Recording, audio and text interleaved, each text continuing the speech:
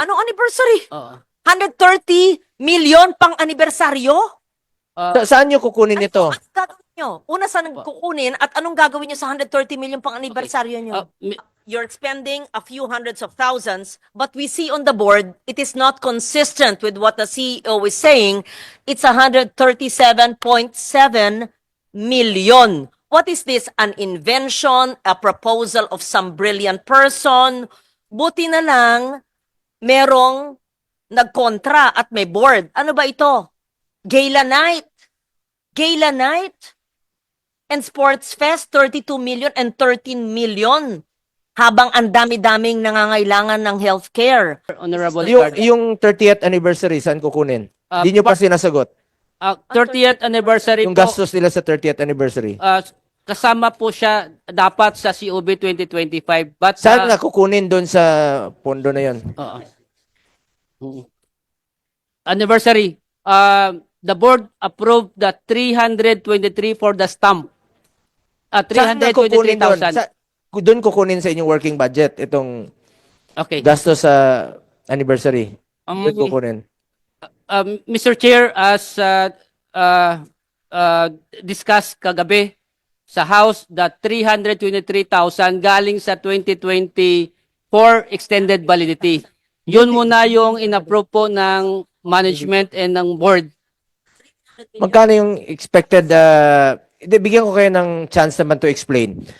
Magkano yung expected or projected niyo ng gasto sa anniversary ninyo? Oo. Magkano? Mr. Chair, the initial proposal ay 138 billion proposal. Initial. Para saan yun, Mr. Chair? Anniversary nga, ma'am. Anniversary po. Anong anniversary? Oo. 130 million pang anibersaryo? Saan nyo kukunin ito? Ano gagawin nyo? Una, saan kukunin at anong gagawin nyo sa 130 million pang anibersaryo nyo? Mr. Chair, Anibersaryo pang bigay ng additional package. Hindi anniversary celebration, ma'am. Ang tanong ko lang kung saan nyo kukunin ito. Sa part ba ng working budget ninyo kukunin yung 138?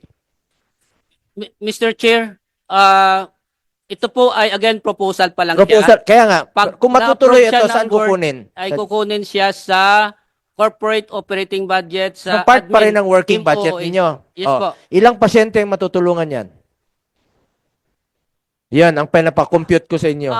Baka naman pag, let's give them the benefit of a doubt, Mr. Chair, anniversary budget, 30 years na sila, 137 million, 138 Opo.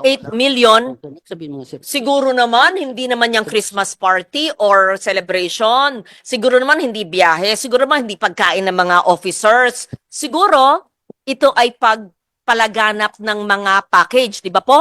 Ano ba yung 138 million? Ma'am, Mr. Chair. Oh, ano ba? Mr. Chair, sorry. Pakisagot lang, no? Yes. Yung 138 million, saan gagamitin at saan ang gagaling? Tapos balik sa tanong ko na yung 600 billion at 431 billion, hindi pa rin maliwanag kung pareho ba to o iba po. Mr. Chair, we'll just explain very quickly, just for the purposes of to expedite the discussion. What was approved by the board and what was decided in PhilHealth already is the budget for the 30th anniversary was brought down to a few 100,000 pesos only. So maybe we can just, to clarify everything, there's nothing, there's no hundreds of millions, there's no millions. So just so that we can continue with the discussion, please. Yun ang tinanong ko kanina at sabi mo, you will explain it later. Yes. So nauna nyo pong sinagot yung mga tanong ni Senator Ligarda kaysa sa mga tanong ko na hindi pa rin nasasagot until now. Pakisagot muna. So just to answer nga very quickly, Mr. Chair, we are only planning to spend a few 100,000 pesos for 30th anniversary. Yan lang po, wala pong mga excessive spending So, ibig po. sabihin, Just to simplify the discussion. Projected pa lang ito. Actually, may mga proposals, Proposal. but Sandali, with this, sandali. Hindi pa natutuloy. So good. Hindi Thank pa- you hindi for pa na- asking hindi that. pa natutuloy. You're spending a few hundreds of thousands, but we see on the board, it is not consistent with what the CEO is saying. It's 137.7 million. What is this? An invention, a proposal of some brilliant person? Buti na lang, merong nagkontra at may board. Ano ba ito?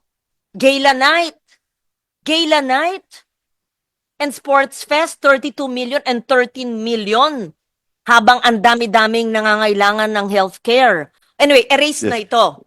Who's the Mr. smart person who Yeah. gave this? Mr. Chair, this was endorsed by a group inside PhilHealth. Sino So, yung grupo? You have to name the group because you have to enlighten that group.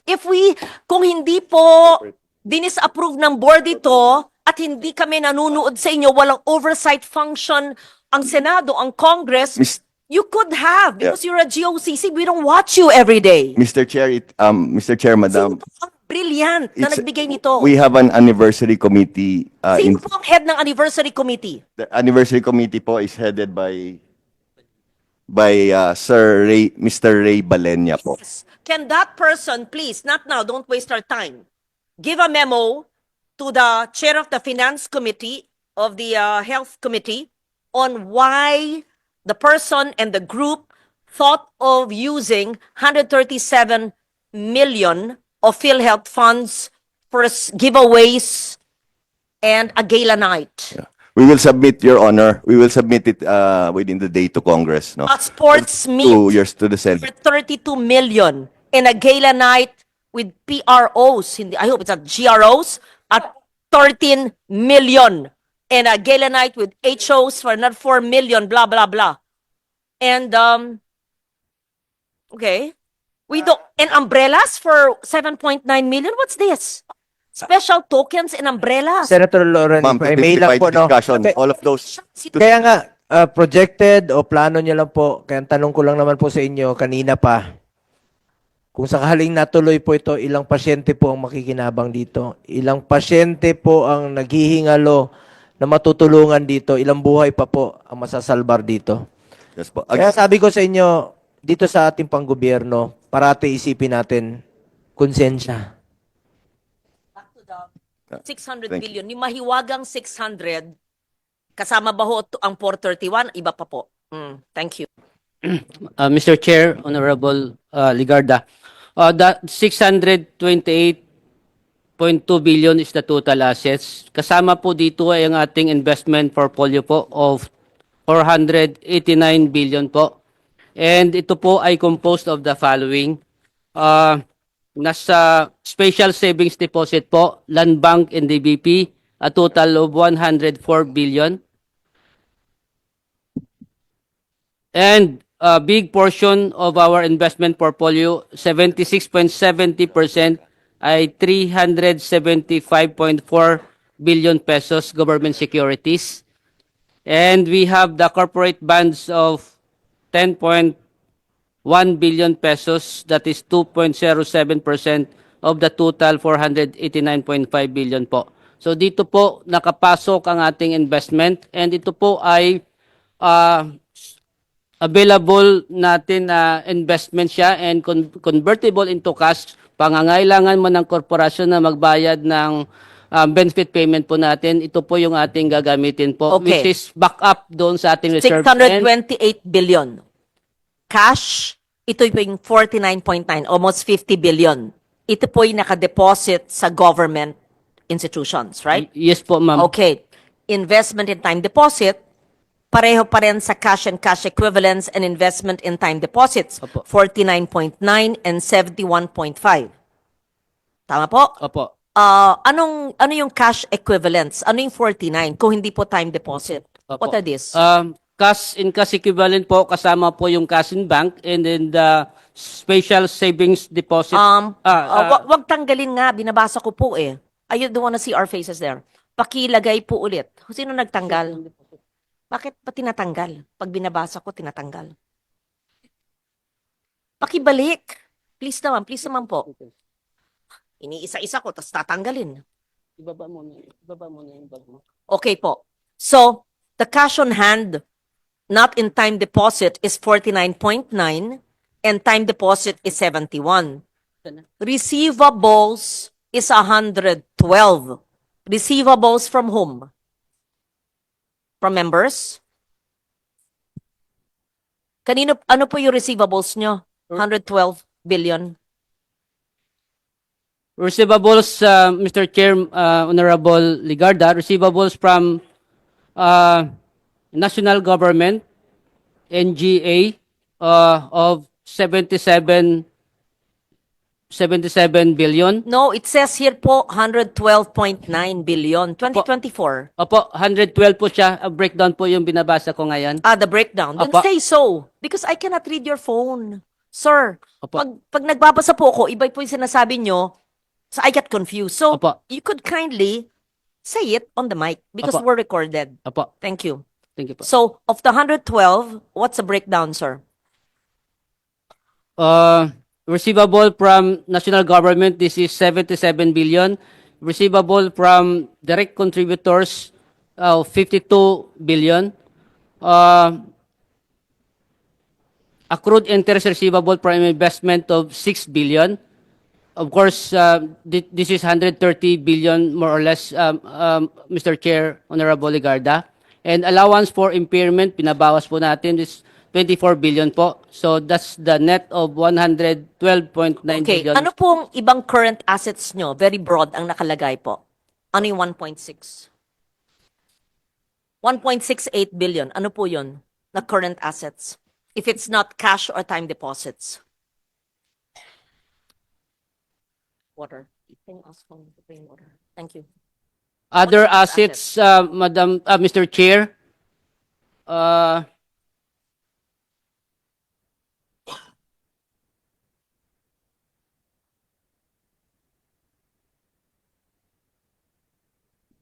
part of these other assets are the following, or composed of the following. We have the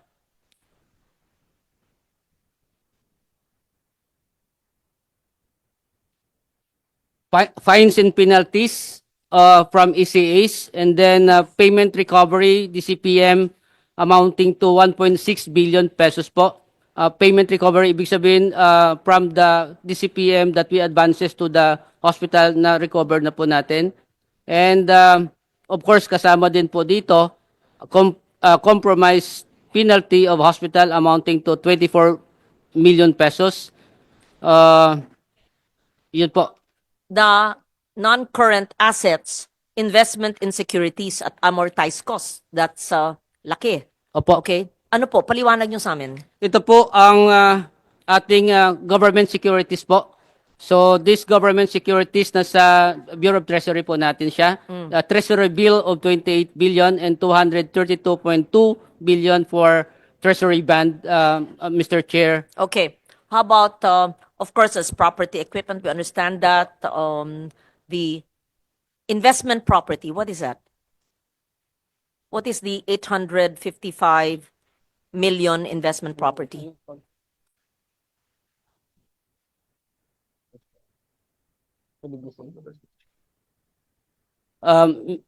Mr. Chair, Honorable Ligarda, this investment property are lupa nasa BGC. At Madam Chair, ang isa pang lupa ay nasa Quezon City.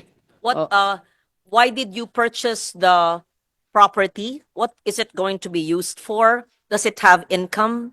Or is it a vacant lot? The property, Madam Chair, sa Quezon City ay para sa head office ng korporasyon. You're using it as a head office. Yes, we will be using for... You're building on the vacant lot. Yes po, magbibuild pa lang po si PhilHealth. Inasikaso po You yung... are only renting your offices now. Yes po. And you are building in Quezon City. Yes po. How about the BGC property? The BGC property naman po, Mr. Chair, Honorable Ligarda, this is in payment to the premium contribution ng PhilHealth. So instead of utang nila, babayar ng cash, property ang binigay kay PhilHealth. Sino po? Sino po ang nagbayad sa inyo ng property instead of premium? Instead of Mr. Chair, ito po ay from SSS. Mr. Chair, Madam Honorable Ligarda po. instead of SSS paying you in cash, they paid you with the property? Yes po. What year Mr. was Chair. that? And what This was is the transfer of Medicare SSS to PhilHealth after the enactment of Republic Act 7875 po.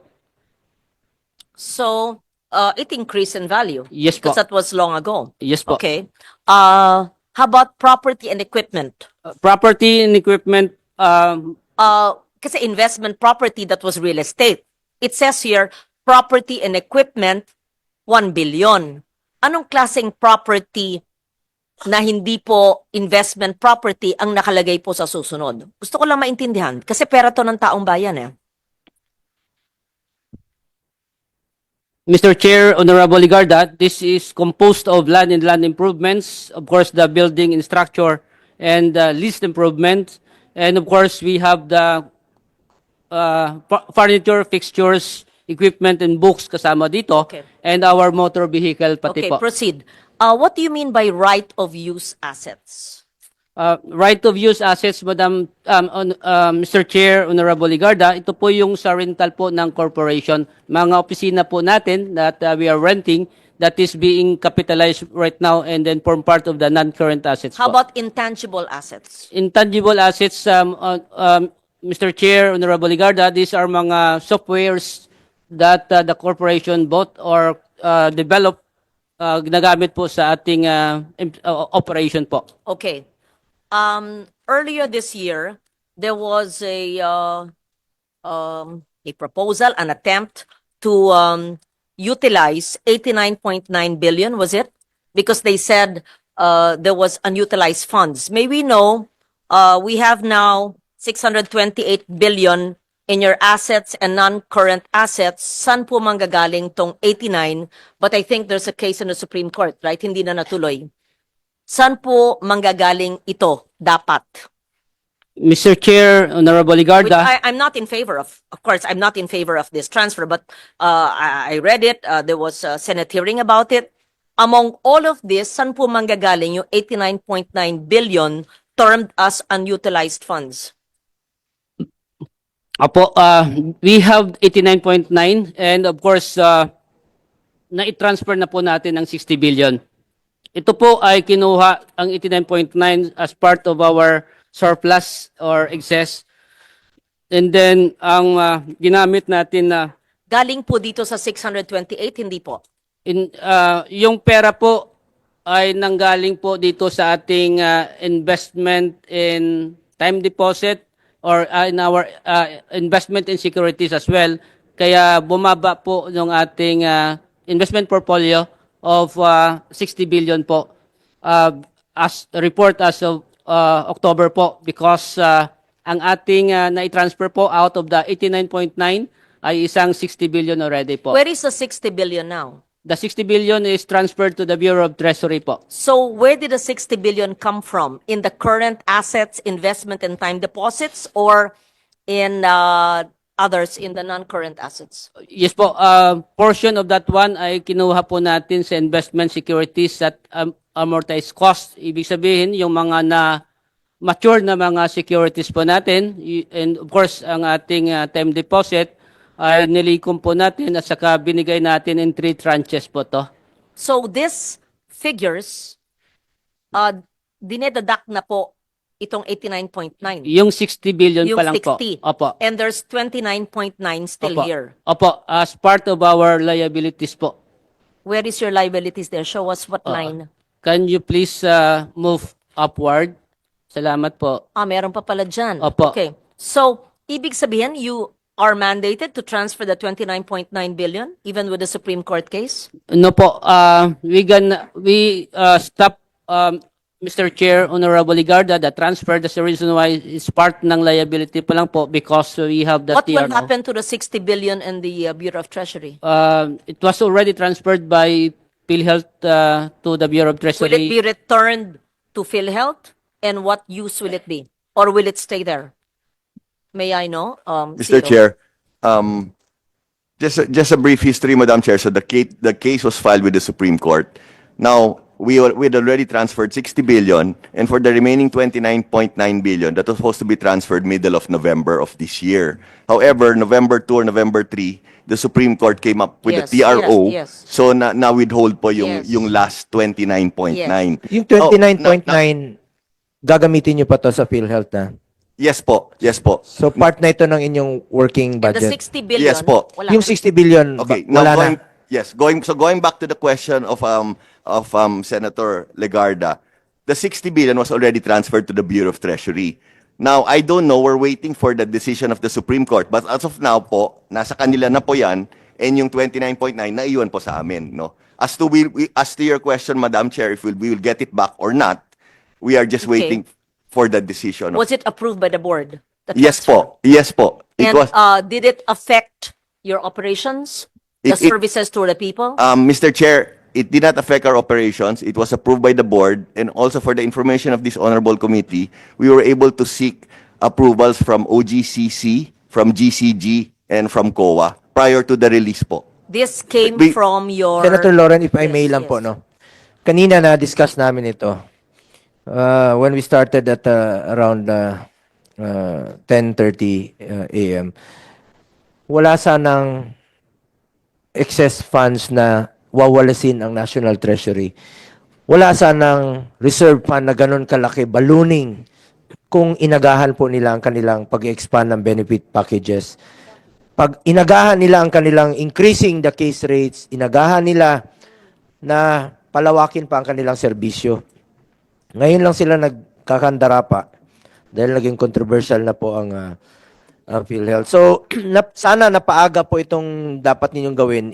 Maraming mga kababayan natin, mga pasyenteng mahirap ang nakinabang dito. So, please lang po, shape up. Please, shape up po. Bilisan nyo. Kasi sinabi nyo noon, 9,000 case rates po yan. Kaya, kailangan nyo ng panahon. Since July 30 na po tayo nag-hearing. Monthly tayo nag-hearing dito. Kaya nga po na, ito yung mga health workers natin, ma'am, na nabayaran na po ang kanilang health emergency allowances. Since March pa itong hearing natin, 11th hearing ko na po ito. Yun nga, isa rin po sa napaka-importanting tatalakayin natin ngayon dito, aside from PhilHealth, ay ito pong health emergency allowances. Baka bago maubos ang oras natin dito sa compute ay gusto nating importante lang po ito na ayaw kong makaligtaan. Kasi dito nag-umpisa itong hearing na ito eh. Dito sa health emergency allowances natin. Una-una, issue about health emergency allowances na services rendered na pinagpawisan, pinagpaguran po ito ng mga health workers natin. Sa ating pagpupursige, salamat sa DBM at DOH, finally, nabayaran na nila, nababa na yung pondo sa regional offices. Ang tanong na lang po ngayon is how about the appeals? Kasi ang daming nainggan yung mag-claim. Dahil nagkaroon sila ng pag-asa na babayaran po sila.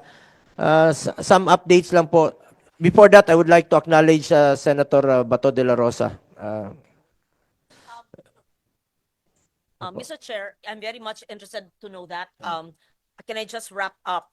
Yung 60 billion nang galing sa investment, securities, and time deposit. Ngayon po nasa Bureau of Treasury. So, merong loss of earning capacity through the interest.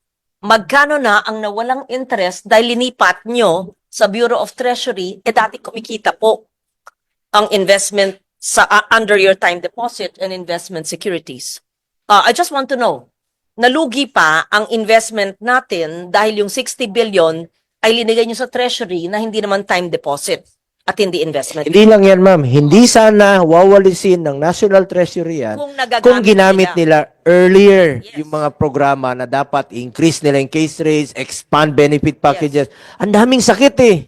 So, sagutin po nyo, meron bang loss of interest? At pangalawa, anong dahilan ba't hindi nyo ginamit sa pangangailangan ng taong bayan? Just very brief, very brief. Thank you. Mr. Chair, Honorable Ligarda, if possible po, mag-submit na lang po kami ng report because this interest po, wala ko kaming dalang computation ngayon. Yes po, may, of course, sa 60 billion, may interest na nawala talaga. Paki-compute nga. Paki-submit rin po dito, paki-compute yung gusto ni Senator Lauren. Submit niyo po dito sa komite. Yun yung tanong ko, ba't hindi ginamit sa mga benefit packages?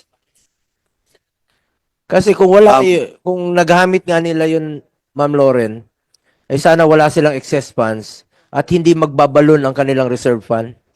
Mr. Chair, if I may address the question of Senator Legarda. Ma'am, I'm just going to estimate, no? Roughly, the interest is around 4 to 5%. We transferred 60 billion, and maybe it was from April until April, May, June, July. So maybe 6 or 7 months. So that would be 5% per annum of 6. So estimate is billion. Ma'am, rough estimate, Mama, Mr. Chair, is around 1.5 billion in interest income that was lost, ma'am, when we transferred it. Because most of them were earning, ma'am, roughly 4 to 5%. Sa savings yan at saka sa treasury bills. I hope that addresses your question, ma'am. Thank you po. Thank you, Mr. Chair. Salamat. Balikan ko lang muna yung health emergency allowances. Bago matapos ang taon, sana naman maging masaya ang Pasko ng ating mga health workers pag nabayaran sila sa kanilang dapat tanggapin services rendered na po ito. May we get an update from the DOH? Kumusta na po? Release na ba? Lahat?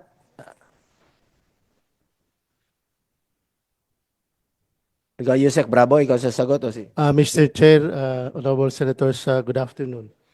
As agreed with DBM during our Senate hearing last May 30, we have agreed, DBM DOH agreed that the total budgetary requirement of HEA was about 103 billion pesos.